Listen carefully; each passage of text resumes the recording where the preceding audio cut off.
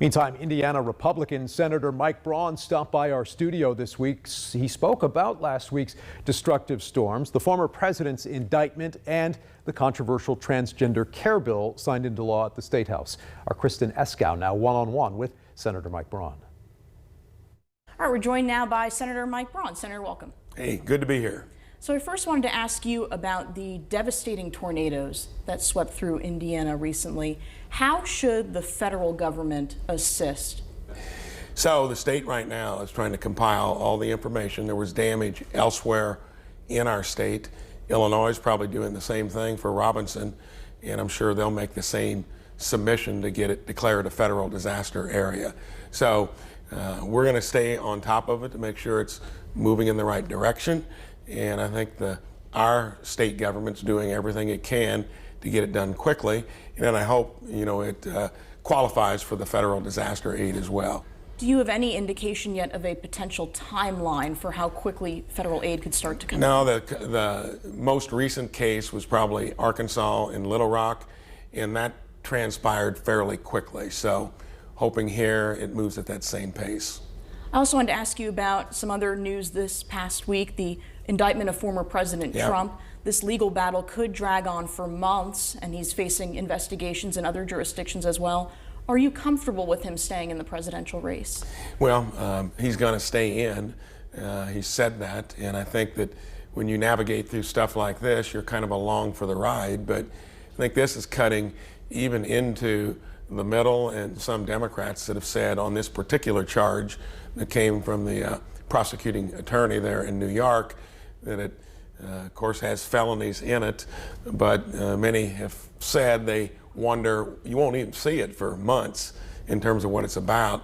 It looks like it's going to play, right into possibly the election. So I think you got to be careful when you do something, and if it's a flimsy case, many think it might be, and then it's purely political.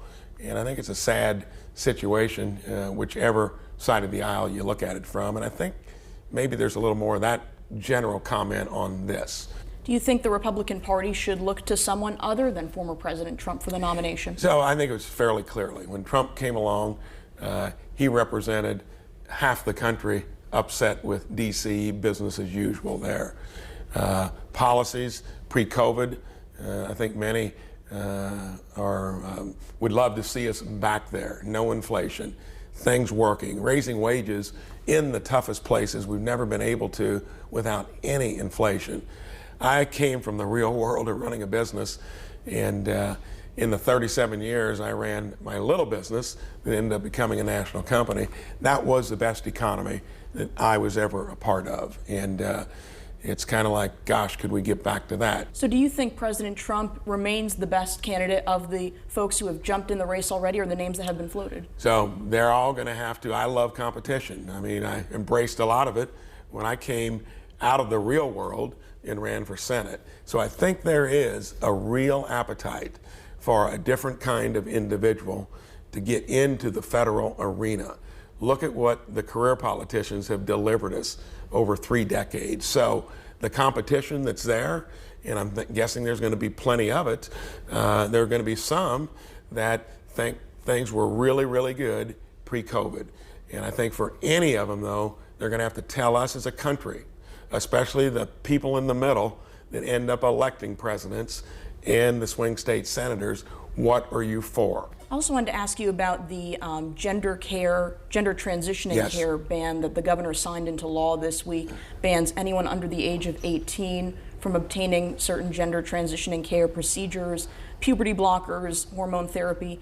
Right now, parents can make decisions on that for their children. That's being taken away. So how does that align with your advocacy for parents' rights? I think when you're dealing with something like this, and when some of the actions are irreversible, you got to be careful. You got to recognize what the kids and the parents are going through, and they're going to have their point of view. I think until we understand more about it, find out how you can counsel folks that are dealing with it in a way before you get to that point, I think the legislature and the governor did the right thing. All right, Senator Braun there with our Kristen Eskow. Coming up, we'll talk much more about President Trump, a big part of our conversation with the panel today, how they think the former president's indictment will impact the 2024 campaign and other races all across the country. That's next.